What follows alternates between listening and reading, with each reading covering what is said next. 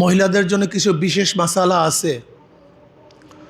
এই জন্য আল্লাহ পাক রব্বুল আলামিন তাদের মাসালাগুলি প্র্যাকটিক্যাল শিক্ষা দেওয়ার জন্য আম্মাজান আয়েশা সিদ্দিক রাদিয়াল্লাহু আনহাকে ছোট বয়সী নবী আলাইহিস সালাতু ওয়াস সালামের কাছে আল্লাহ পাক রব্বুল আলামিন প্রেরণ করেছেন। আপনারা অনেকেই জানেন, বুখারীর মধ্যে রওয়ায়াত আসছে, আম্মাজান আয়েশা সিদ্দিক রাদিয়াল্লাহু আনহার এই বিবাহর কিন্তু রায়বার খোদ আল্লাহ পাক নিজে। এই বিবাহ বন্ধনের রায়বার কিন্তু খোদ আল্লাহ পাক নিজে। বুখারীর মধ্যে রওয়ায়াত আসছে, নবী আলাইহিস সালাতু ওয়াস সালাম স্বপ্ন দেখেন, ফেরেশতা এক রুমাল নিয়ে আসছে, ভাঁজ করা রুমাল। জিব্রাইল বললেন, ইয়া নবী আল্লাহ, রুমাল খুলেন, দেখেন আয়েশার চেহারা। নবী আলাইহিস সালাম কিছু বললেন না। পরের দিন আবারও সেই স্বপ্ন দেখেন, ফেরেশতা আসছে, বলে ইয়া নবী আল্লাহ, রুমাল খুলেন, ভাঁজ খুলেন, দেখেন আয়েশার চেহারা। নবী আলাইহিস সালাম চিন্তা করতে আছেন, তো বাচ্চা এখনো বড় হয় নাই, বারবার কেন তার চেহারা দেখায়। আবার তৃতীয়বার আসছে, বলে ইয়া নবী আল্লাহ, ভাঁজ খুলেন। নবী আলাইহিস সালাতু ওয়াস সালাম ভাঁজ খুললেন, দেখেন আয়েশার চেহারা। এবার জিব্রাইল বলেন, তো আপনার স্ত্রী। নবী আলাইহিস সালাতু ওয়াস সালাম বলে, ইনকানা মিনাল্লাহি ইউনজিহি, এ তো ছোট, যদি আল্লাহ পাক ফয়সালা করেন তার ব্যবস্থা করবেন, এটা কিভাবে হবে সেই ব্যবস্থা তিনিই করবেন। যাই হোক, কেন প্রেরণ করেছেন এই সম্পর্কে আমাদের অনেক জানা আছে, অনেক ব্যাখ্যা বিশ্লেষণ শুনছেন। কারণ ছোটোবেলার থেকে একজন মহিলার কি কি প্রয়োজন, কি কি স্বভাব, কি কি আদর্শ, এইটা তো ছোটোবেলার থেকে শিখতে হবে নাকি ভাই। এই জন্য নবী আলাইহিস সালাতু ওয়াস সালাম কাছে আল্লাহ পাক ছোটোবেলার থেকে প্রেরণ কেন করছেন? একটা মেয়ের ছোটোবেলার থেকে একেবারে মৃত্যুর আগ পর্যন্ত তার যেই সমস্ত মাসালার প্রয়োজন, জানার প্রয়োজন, যে সমস্যাগুলি আসবে, যদি বালেগ হওয়ার পরে তিনি যেতেন, তাহলে বালেগ হওয়ার আগের মাসালাগুলি জানতেন না। কি কথাটা বুঝাতে পারিনি? এই জন্য আল্লাহ পাক রব্বুল আলামিন নবী আলাইহিস সালাতু ওয়াস সালামের কাছে আম্মাজানকে পাঠিয়ে মেয়েদের সমস্ত মাসালাগুলি হল করছেন। এর জন্য নবী আলাইহিস সালাতু ওয়াস সালাম কী বলছেন? আয়েশার থেকে, এক রওয়ায়াতের মধ্যে আসছে, আয়েশার থেকে দিনের অর্ধেক গ্রহণ করো, মানে পুরুষদের অর্ধেক, মহিলাদের অর্ধেক, অর্থাৎ মহিলাদের অর্ধেক আয়েশার থেকে গ্রহণ করো, দিনের অর্ধেক তার, অন্য রওয়ায়াতের মধ্যে 1/3 তার থেকে শিক্ষা গ্রহণ করো। আম্মাজান আয়েশাকে আল্লাহ পাক এত জেহেন দান করছেন, এত প্রখর মেধা দান করছেন, এত আকল দান করছেন, যা চিন্তাও করা যায় না। এত আকল, এত জ্ঞান, আমি পরেশান হয়ে যাই, হায়রাত হয়ে যাই। আল্লাহ পাক এত মেধা তাকে কীভাবে দান করেছেন? এটা আল্লাহ পাকের প্রদত্ত এক মেধা, যা চিন্তাও করা যায় না। দেখেন, আম্মাজান আয়েশা সিদ্দিক রাদিয়াল্লাহু আনহা একজন মহিলা, কিন্তু গোটা দুনিয়ার মধ্যে এমন একজন মুহাদ্দিস নেই তাকে ওস্তাদ না মেনে কেউ মুহাদ্দিস হতে পারবে। এরকম দুনিয়ার মধ্যে একজন মুহাদ্দিস পাবেন না যে আম্মাজান আয়েশাকে ওস্তাদ মানে নেই, শিক্ষিকা মানে নেই, অথচ মুহাদ্দিস হবে। এরকম গোটা দুনিয়ার মধ্যে একজন মুহাদ্দিস পাবেন না, মানতেই হয়। হাদিসের সনদ আম্মাজান আয়েশার থেকে হাজার হাজার হাদিস, বহুত হাদিস রওয়ায়াত হয়েছে। যাই হোক, এর আগে দেখেন, নবী আলাইহিস সালাতু ওয়াস সালাম যখন 25 বছর বয়স, নবী আলাইহিস সালাতু ওয়াস সালাম তখন কাকে বিবাহ করলেন? আম্মাজান খাদিজা কুবরা রাদিয়াল্লাহু আনহা। কেন বিবাহ করেছেন, কি কারণে করেছেন, বহুত ব্যাখ্যা বিশ্লেষণ। আম্মাজান খাদিজা কুবরা রাদিয়াল্লাহু আনহা নবী আলাইহিস সালাতু ওয়াস সালামকে প্রস্তাব দিয়েছেন, নবী আলাইহিস সালাতু ওয়াস সালাম গ্রহণ করেছেন। নবী আলাইহিস সালাতু ওয়াস সালামকে কেন প্রস্তাব দিয়েছিলেন? আম্মাজান খাদিজা কুবরা রাদিয়াল্লাহু আনহা বিবাহ বন্ধনের আগেই তার ব্যবসার জন্য নবী আলাইহিস সালাতু ওয়াস সালাম সিরিয়ায় প্রেরণ করেছেন। উনি ব্যবসায়ী কাজে গেলেন, কিন্তু ব্যবসা বহুত লাভ, বহুত মুনাফা, এবং এত আমানতদারি। আম্মাজান খাদিজা কুবরা রাদিয়াল্লাহু চিন্তা করতেছেন, এ যুবক তো যেমন তেমন যুবক না, এ বরকতপূর্ণ যুবক, এ তো বরকত। নবী আলাইহিস সালাতু ওয়াস সালামের চরিত্র প্রকাশিত হয়েছে আম্মাজান খাদিজা কুবরা রাদিয়াল্লাহু আনহার ব্যবসার মাধ্যমে। তার চরিত্র কি, আখলাক কি, তার তবিয়াত কি, আমানতদারি কি, দিয়ানতদারি কি, এগুলি সব প্রকাশিত হয়েছে। আম্মাজান খাদিজা কুবরা রাদিয়াল্লাহু আনহা চিন্তা করলেন এই যুবকটাকে আশ্রয় দেওয়া দরকার, প্রশ্রয় দেওয়া দরকার, তার পাশে থাকা দরকার। আমার আছে মাল, তার আছে মেধা। দেখছেন অবস্থা কি? আমার আছে সম্মান ইজ্জত, তার আছে কৌশল, মেধা, সম্মান, ইজ্জত, আখলাক, এই কম্বাইন্ড লাগবে। আম্মাজান আয়েশা সিদ্দিকা আম্মাজান খাদিজা কুবরা রাদিয়াল্লাহু আনহা প্রস্তাব দিলেন। তখন তার বয়স 40। আপনারা জানেন আম্মাজান খাদিজা কুবরা রাদিয়াল্লাহু আনহার এর আগে প্রথম স্বামী তিনি ইন্তেকাল করেছেন, দ্বিতীয় স্বামী ইন্তেকাল করেছেন। এরপরে বহুত আরব্য ব্যক্তিরা তাকে প্রস্তাব দিয়েছিলেন বিবাহের জন্য। সে তো তহেরা ছিল। আম্মাজান খাদিজা কুবরা রাদিয়া কী ছিলেন? তহেরা। এ জাহিলি যুগের কথা, তখন তিনি মুসলমান হন নাই। তখনই তার সেফাত আওসাফ ছিল তহেরা, পবিত্রা। অর্থাৎ জাহিলি যুগের সমস্ত কৃষ্টি কালচার থেকে তিনি ভিন্ন ছিলেন, সমস্ত কৃষ্টি কালচার থেকে তিনি ভিন্ন ছিলেন। এক আদর্শবাহী মহিলা ছিলেন, চরিত্রবান মহিলা ছিলেন। আম্মাজান আয়েশা আম্মাজান খাদিজা কুবরা রাদিয়াল্লাহু আনহা অনেক চরিত্রবান, অনেক আখলাকি, অনেক সুন্দরী, আবার সুন্দরীও ছিলেন অনেক। কথাটা বুঝাতে পারিনি। তাকে বহু আরব্য যুবকরা, ধনত্র ব্যক্তিরা বিবাহের প্রস্তাব দিয়েছেন, কিন্তু আম্মাজান খাদিজা কুবরা রাদিয়াল্লাহু আনহা বিবাহ বসেন নাই। তিনি বিবাহ বসেন নাই। কেন বিবাহ বসেন নাই? আসলে তো চাঁদ তার কাছে আসবে, সূর্য তার কাছে আসবে, সে কেন বিবাহ বসবেন? বাস এরপর নবী আলাইহিস সালাত প্রস্তাব দিয়েছেন। নবী আলাইহিস সালাত ওয়াস সালাম প্রস্তাব গ্রহণ করেছেন। মজার বিষয় হলো নবী আলাইহিস সালাত ওয়াস সালামের যতগুলি সন্তান, সব সন্তান জন্মগ্রহণ করছে খাদিজা কুবরা রাদিয়াল্লাহু আনহার গর্ভে। তার গর্ভ, এর মধ্যে মেয়ে 4 জন। মেয়ে হলো হযরত যায়েনব রাদিয়াল্লাহু আনহা, উম্মে কুলসুম রাদিয়াল্লাহু আনহা, রুকাইয়া রাদিয়াল্লাহু আনহা, ফাতিমা কুবরা রাদিয়াল্লাহু আনহা। মনে রাখতে হবে যায়েনব রাদিয়াল্লাহু আনহা বড় সন্তান, এই ব্যাপারে কোনো ইখতিলাফ নেই। কিন্তু উম্মে কুলসুম এবং রুকাইয়ার মধ্যে কে বড় কে ছোট, এর মধ্যে ইখতিলাফ আছে। আর ফাতিমা রাদিয়াল্লাহু আনহা ছোট, এ ব্যাপারে কোনো মতনৈক্য নেই।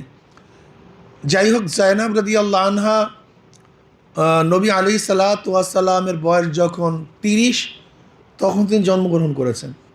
যখন নবী আলাইহিস সালাম বয়স কত ভাই? 30, তখন তিনি জন্মগ্রহণ করেছেন।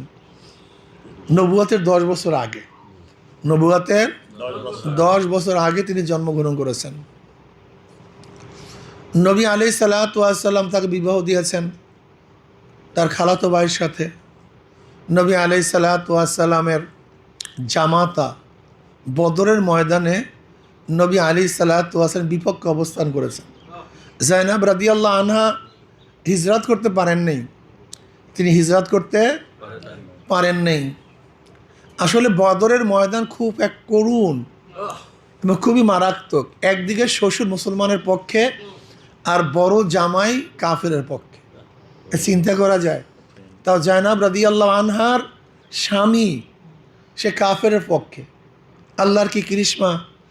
যায়েনব রাদিয়াল্লাহু আনহার স্বামী বদরের ময়দানে অ্যারেস্ট হয়েছে, বন্দী হয়েছে। আর আপনারা জানেন 70 জন কাফর বদরের ময়দান বন্দী হয়েছিল। এর মধ্যে একজন ছিল নবী আলাইহিস সালাত বড় জামাতা, যায়েনব রাদিয়াল্লাহু আনহার জামাই। আল্লাহ ফয়সালা হয়েছিল, এ আমার মুসলমান মা বোনেরা খুব ভালো মতো শুনবেন, খুব ভালো মতো জানবেন, বোঝার চেষ্টা করবেন।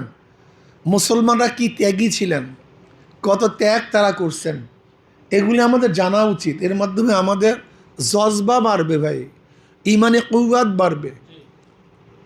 আমাদের ইমান এত দুর্বল হয়ে গেছে, আমাদের ইমান নিবু হয়ে গেছে। আমরা শুধু দুনিয়া দুনিয়া দুনিয়া দুনিয়া দুনিয়া দুনিয়া, অথচ আগেকার জমানার মুসলমানরা আখেরাত আখেরাত আখেরাত আখেরাত আখেরাত আখেরাত, আল্লাহ আল্লাহ আল্লাহ আল্লাহ, দিন দিন দিন দিন।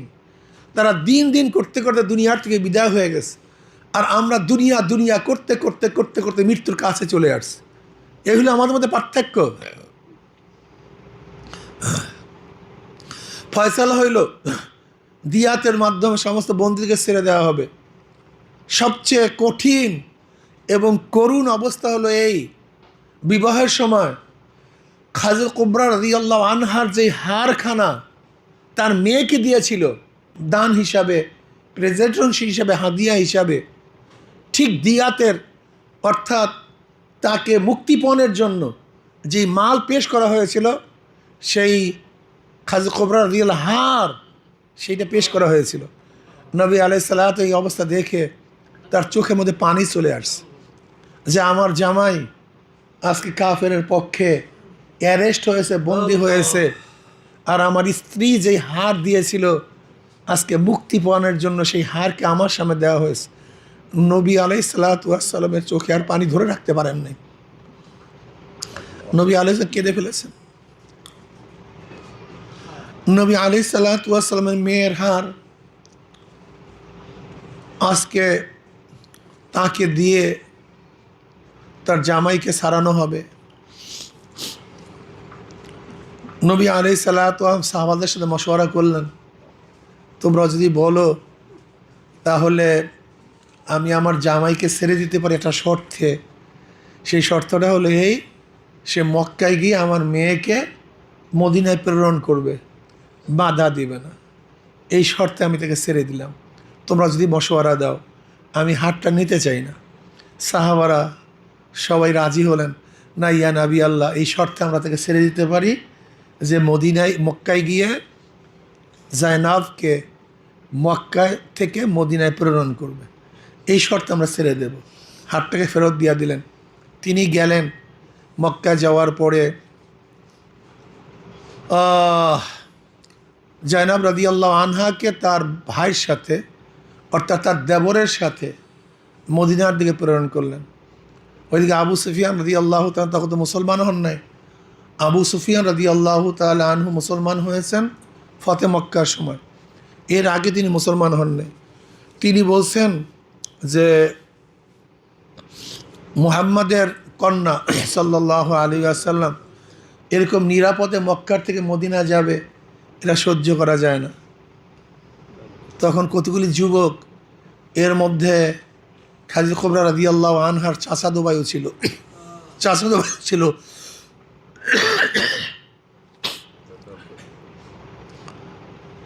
তারা গিয়ে জায়নাব রাদিয়াল্লাহু আনহাকে আক্রমণ করছে, তীর নিক্ষেপ করছে।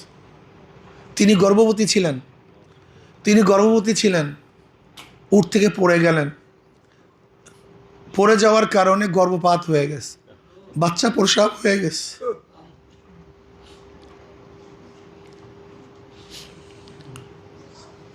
তাকে আর যেতে দেওয়া হয় নাই। তিনি আবার ফিরে আসছেন, কিন্তু এরপরে যখন আস্তে আস্তে পরিস্থিতি ঠান্ডা হয়েছে, তখন রাত্রে নিরাপদে মদিনায় আসছেন, কিন্তু জখম আর সারে নেই। ওই জখমে তিনি 10ম হিজরিতে দুনিয়ার থেকে বিদায় হয়ে গেছেন। কত হিজরিতে ভাই? নবী আলাইহিস সালাতু ওয়াস সালাম নিজের হাতে তেনাকে কবরে রাখলেন। নবী আলাইহিস সালাতু ওয়াস সালামের চেহারা খুবই মলিন ছিল, চেহারার মধ্যে অনেক মলিন, অনেক বেজার, কিন্তু কবর থেকে ওঠার পরে দেখে চেহারা আবার হাসি, উজ্জ্বল। সাহাবার প্রশ্ন, ইয়া নবী আল্লাহ, কবরের সময় দেখছি আপনার চেহারা খুবই মলিন, কিন্তু কবর থেকে ওঠার পরে আপনার চেহারা উজ্জ্বল দেখতেছি। বলে, আমি জয়নাবের দুর্বলতার কারণে ভয় পাইতেছিলাম, না জানি কবরে আযাব হয়। আমি আল্লাহর কাছে দোয়া করতেছিলাম, আল্লাহ তুমি তাকে মাফ করে দাও, ক্ষমা করে দাও। আল্লাহ পাক আমার দোয়া কবুল করছে, আল্লাহ পাক থেকে মাফ করছেন, এর জন্য আমার চেহারা উজ্জ্বল হয়েছে। হে আমার মা বোনেরা, তারা এত সাধনা করছে যা চিন্তাও করা যায় না। আপনারা জানেন, মহিলাদের মধ্যে খানসা রাদিয়াল্লাহু আনহা তিনি নিজের ইচ্ছায় কাফেলার সাথে, গোত্রের সাথে মদিনায় আসছেন, নিজের ইচ্ছায় মুসলমান হয়েছেন, নিজের ইসলাম গ্রহণ করেছেন, ঈমান এনেছেন। ইবনে কাসির রাহমাতুল্লাহ আলাইহি বলেন, যে মহিলাদের মধ্যে খানসার আগে এবং খানসার পরে এত বড় কবি আর কোনোদিন আসে নাই। এত বড় কবি ছিলেন খানসা রাদিয়াল্লাহু আনহা, অনেক বড় কবি। মহিলাদের মধ্যে এত বড় কবি সাহিত্যিকার না আগে ছিল না পরে ছিল। খানসা রাদিয়াল্লাহু আনহা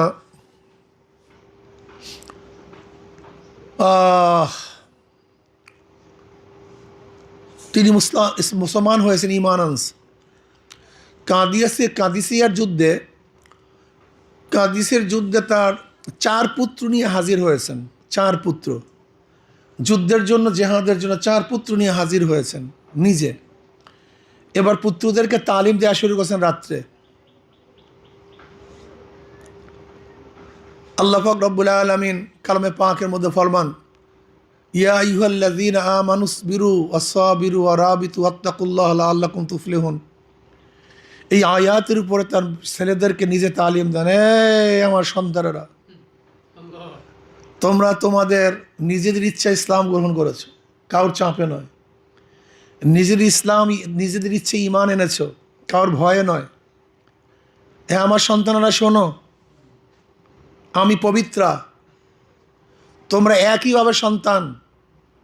আমি তোমাদের নসলের মধ্যে, তোমাদের বংশের মধ্যে আমি নেফাকি ঢুকাইনি।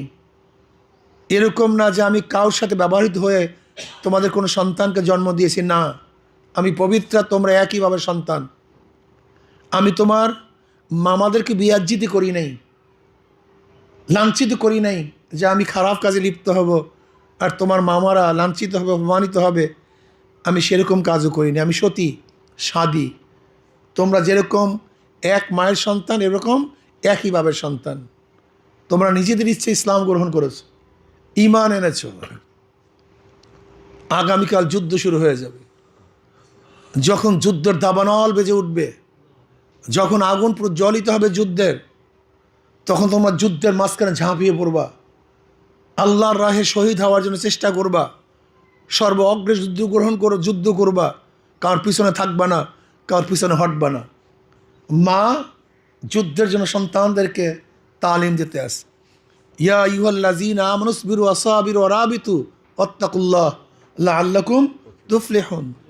হে মুমিনরা, ধৈর্য ধারণ করো যুদ্ধের সময়, বিপদের সময়, সব সময়।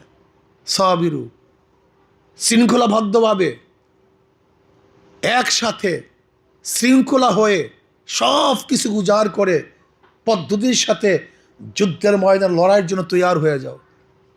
এবং যখন যুদ্ধের ময়দান দাবানল বাজবে, তোমরা ধৈর্য ধারণ করবে, পিছনে হটবে না।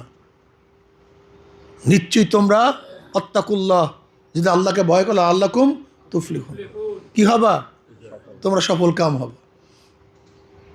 এই নসিহাত করতেছেন, তালিম দিতে আসে। পরের দিন যুদ্ধ শুরু হয়ে গেছে। পরের দিন যুদ্ধের জন্য উদ্বুদ্ধ কী করছে? খোদ মা, যে আমি যেন কিয়ামতের ময়দানে শহীদের মা হিসাবে কিয়ামতের ময়দানে উঠতে পারি। বাস, যুদ্ধ শুরু হয়ে গেছে। মায়ের কাছে খবর আসছে, খানসা রাদিয়াল্লাহু আনহার কাছে খবর আসছে, আপনার এক ছেলে দুনিয়াতে নেই। বলে আলহামদুলিল্লাহ।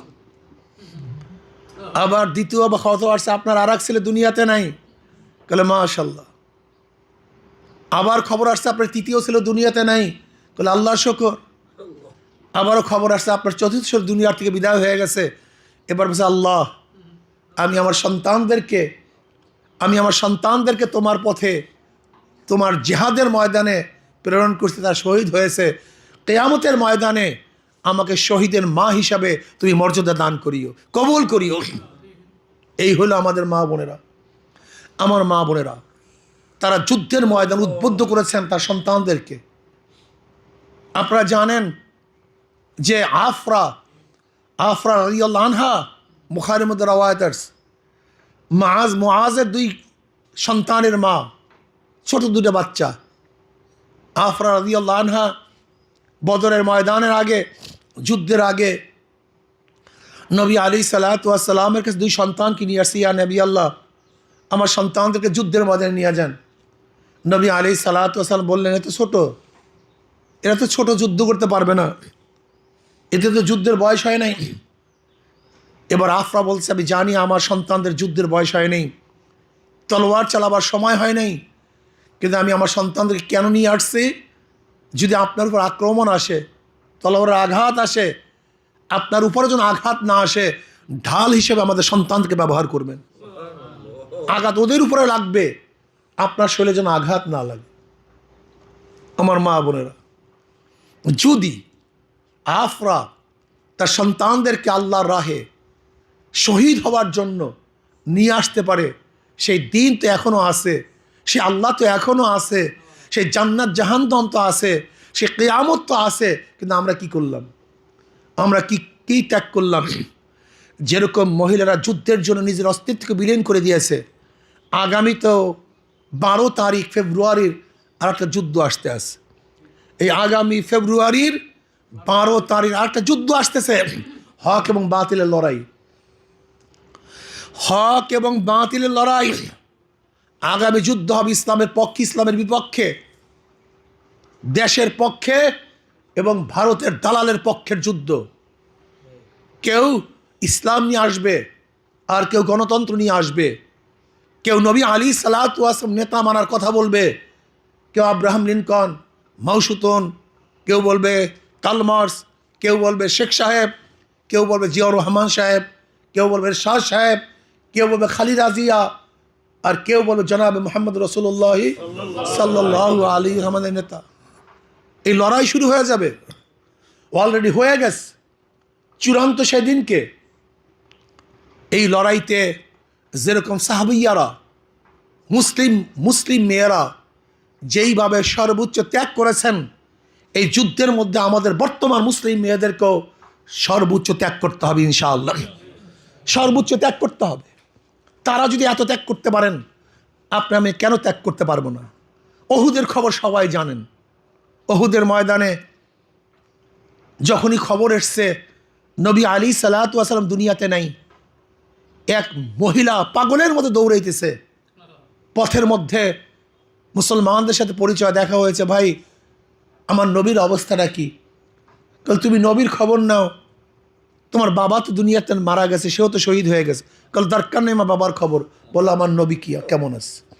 আবার সামনে দৌড়ায়, বলতে আছে তোমার ভাই তো দুনিয়ার থেকে বিদায় হয়ে গেছে, শহীদ হয়ে গেছে, কাল পাত দাও তোমার ভাই, বলো আমার নবী কেমন আছে।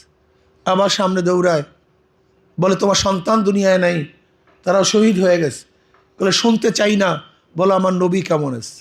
যদি একজন মহিলা আমার নবীর প্রেমে পড়িয়া সন্তান, ভাই, বাবার চেয়েও, স্বামীর চেয়েও আমার নবীকে বেশি মহাব্বত করতে পারে, তাহলে আজকেও সেই নবীর আদর্শ, নবীর নীতি, নবীর আইনকে বাস্তবায়ন করার জন্য আমরা কেন দৌড়াতে পারবো না? আমরা কেন চেষ্টা করতে পারবো না? আমরা কেন সাধনা করতে পারবো না? আজকে আমাদের যুদ্ধ তো সহজ যুদ্ধ, আমাদের যুদ্ধ তো সহজ। আগেকার যুদ্ধের মধ্যে বহুত কষ্ট ছিল, যুদ্ধে শহীদ, রক্তাক্ত, পঙ্গুত্ব হওয়ার সম্ভাবনা অনেক বেশি ছিল। কিন্তু আজকের এই যুদ্ধ, ভোট যুদ্ধ, তো রক্তাক্ত হওয়ার কিছু নেই, শহীদ হওয়ার কোনো ভয় নেই। আজকের যুদ্ধের মধ্যে শুধু দাওয়াত, মানুষকে দাওয়াত, মানুষের কাছে কাছে যাওয়া, দাঁড়ে দাঁড়ে যাওয়া, তাদেরকে বুঝানো ইসলামের পক্ষে থাকবো না ইসলামের বিপক্ষে থাকবো, নবী আলী ইসলাম আদর্শ বাস্তবায়ন করব না বেঈমানদের আদর্শ বাস্তবায়ন করব। এখানে কে বিজয় হবে? আমার নবীর নীতি আদর্শ কোরআন ও সুন্নাহ বিজয় হবে, নয় গণতন্ত্রবাদ, সমাজতন্ত্রবাদ, ওই সেকুলারিজম প্রতিষ্ঠিত হবে। আজকে তো এই লড়াই চলতেছে। আমরা এটা বুঝাই মানুষকে, তুমি ইসলামের পক্ষে নেই ইসলামের বিপক্ষে, তুমি নবীর পক্ষে নেই নবীর বিপক্ষে, তুমি কোরআন ও হাদিসের পক্ষে না কোরআন ও সুন্নাহর বিপক্ষে। কথা তো এতটুকু, কি আমি কথা ঠিক না? এর জন্য আমি আমার মা বোনদেরকে বলবো, কোনো মা বোন হয়তো টাকায় বিক্রি হয়ে যাবে, কোনো মা বোন তারা আদর্শচ্যুত হয়ে যাবে, কোনো মা বোন তারা ইসলামের বিপক্ষে অবস্থান করবে, কিন্তু আপনাকে আমাকে অবশ্যই ইনশাআল্লাহ সীসা গলা প্রাচীরের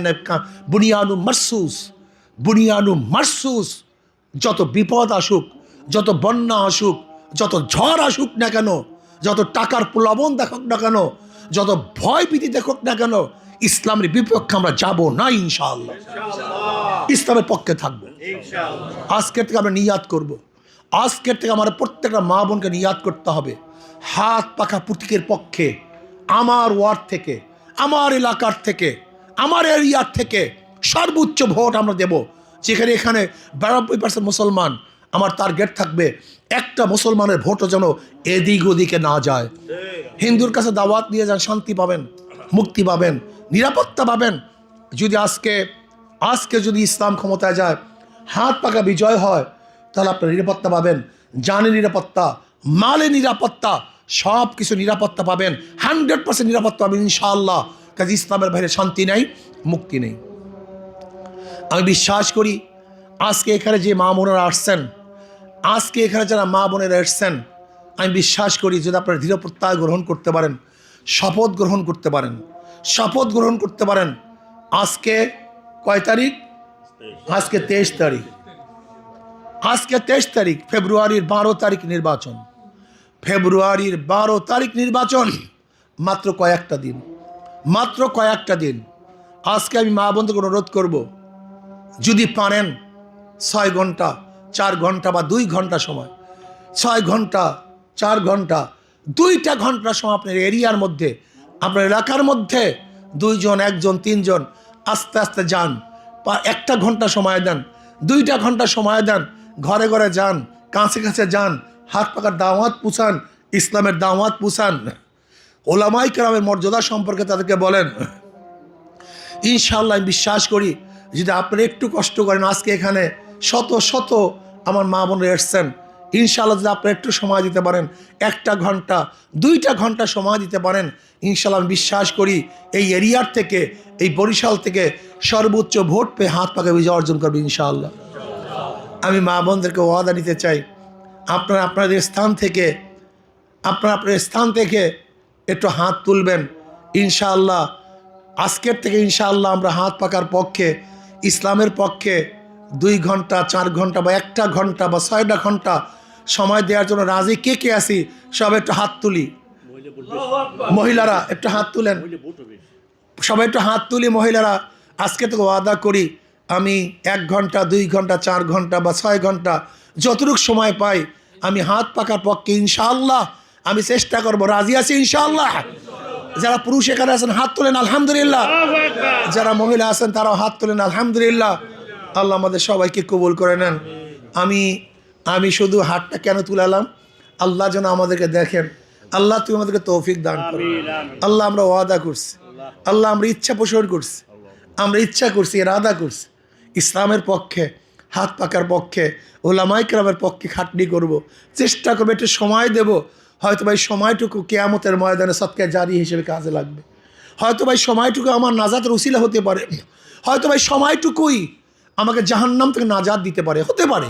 এই সময়টুকু আল্লাহর জন্য ব্যয় করব, আল্লাহর জন্য সময় ব্যয় করব, হতে পারে এটি কামিয়াবির জন্য যথেষ্ট হতে পারে। হতে পারে আপনার এই সময়টুকু এই দেশ স্থিতিশীলের জন্য যথেষ্ট হতে পারে। হতে পারে আপনার এই সময়টুকু ধর্ষণ মুক্ত একটা সমাজ দেওয়ার জন্য। হতে পারে আপনার এই সময়টুকু একটা মানুষকে ফ্রিজিং থেকে বাঁচাবার জন্য, চুরি ডাকাতি বদমাশি থেকে বাঁচাবার জন্য এই সময়টুকু কাজে লাগতে পারে। কি পারে না?